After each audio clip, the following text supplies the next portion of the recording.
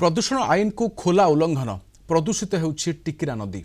देवगढ़ जिला रियामाल ब्लॉक कुंडेगला ख बालीघाट को जीवाई टिकिरा नदी कूलू नदी मध्यकु वर्ज्य पाउंशरे रास्ता निर्माण होइछि। नदी पानी रे पाउंश मिसी जल प्रदूषित होउछि। नदी उपर निर्भर करुवा लोक माने नाना समस्या भोगुछंती। ए बालीघाटरू बेआईन बाली चालाण हेउथुवा अभियोग होउछि।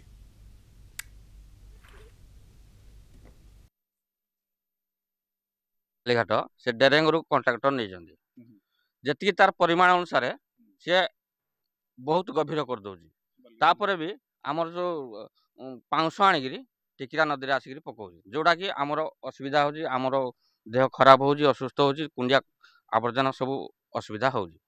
सेठी आमर जे बालीघाट ठिकादार अछंती से डेरेंग जिंदलू आस आणिकी सेठी रास्ती बाली सप्लाई जो रास्ता तैयारी कर जाउची नदी आमर जो पानीटा स्रोतटा बही जाउची से भितर गोटे रास्ता करी आज्ञा बाली गुड़ा बाहर कर रास्ता पर कौन कर डेरेंग जिंदलू आस आणिकी तापर पकईकी से रास्ता तैयारी करुची